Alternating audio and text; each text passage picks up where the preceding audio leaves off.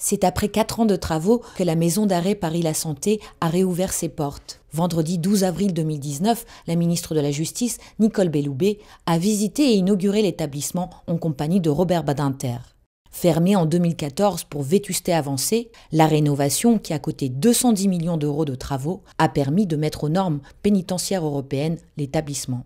Les cellules qui ont été agrandies font désormais 9,5 mètres et sont équipées d'une télévision, d'un réfrigérateur, de mobilier neuf, d'une douche, mais aussi d'un poste fixe téléphonique accessible 24 heures sur 24.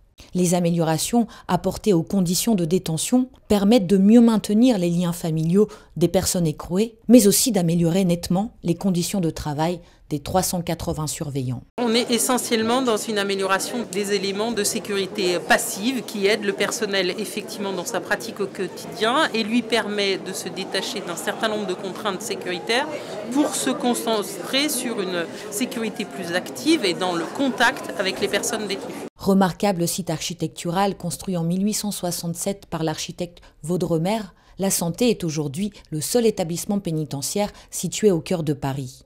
Avant de rappeler les grands axes de la loi de réforme de la justice promulguée le 23 mars 2019, la ministre de la Justice, Nicole Belloubet, a tenu à rendre hommage à Robert Badinter, grâce à qui la peine de mort a été abolie en France en 1981. Robert Badinter, que je remercie très chaleureusement de nous faire l'honneur de sa présence, a commencé ici même son long combat contre la peine de mort après l'exécution de Roger Bontemps.